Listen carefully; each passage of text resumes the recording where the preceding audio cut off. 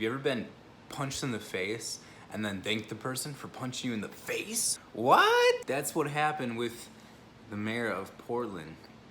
I don't know if you've been hearing what's going on in Portland. They've been rioting for 100 days now. I think they forgot why. I guess it's for Black Lives Matter ever since the George Floyd's been going on. So they finally got to the point where they went to the mayor's condo or apartment where he lives at in the Pearl District in Portland.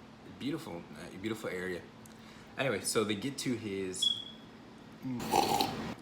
place and they surround it, and they threaten to come up there and, you know, kind of get him and they're trying to get into the lobby. I don't know what they're gonna do when they meet him. What, ask him to resign? Maybe force him to get the mob on someone. Eventually, they're gonna, you know, resign if you use it by force, violence.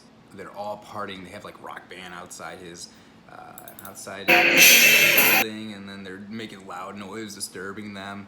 And so he looks out there, I guess, and after they're all done and said, today, I think that happened yesterday, and then today, when this video was made, he goes on his Twitter and says, "Thank you, Portlanders, for a powerful display of solidarity at last night's demonstration." What? Dude, they were trying to fire you. They were trying to make you resign. And you're like, thanks, man. Thanks for letting me know. I'll stand right with you. But he won't resign or do anything. Now, I don't know if you go on Twitter a lot. I highly recommend not. It'll lower your IQ points. It's also a really like react first, think later kind of thing. So on Twitter, you can't get any downvotes like you can on YouTube. Like, if someone doesn't like your stuff, they're gonna downvote it, and you're like, oh shoot, like maybe they don't like me.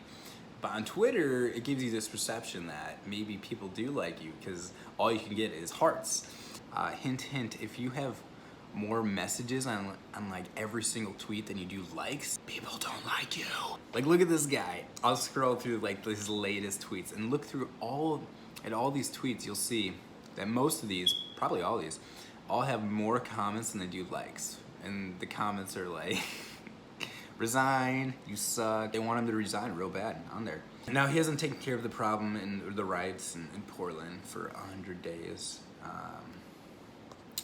I don't know why, but it's been going out of control. If you've been seeing it, we had people getting kicked and hurt. It's getting a little out of control. They're trying to set fire to the police union. I'm like, what the hell? There's some weird people out there. I don't know what they want to do. Anyway, so I think the mayor, though, of Portland,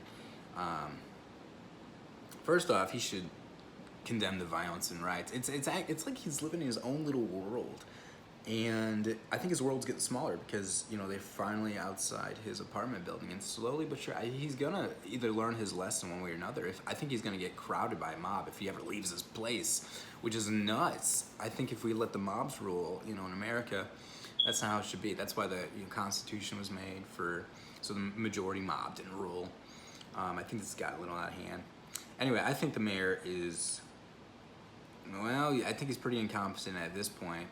I get the calls for his resignation. And it's so funny that he's with the other side, the Black Lives Matter, and left on this, and he supports them all the way, but yet they want him to resign, which is really weird. Like, he stopped the feds from coming in, and because the feds were gonna come in to quelch the protest because they were getting out of control. So he pretty much found an agreement with Trump to stop the feds from getting in. So he gave them that little victory, and they're like, oh, that's not enough.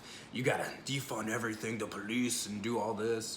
So it's never enough with them. With them, it's a losing battle no matter what.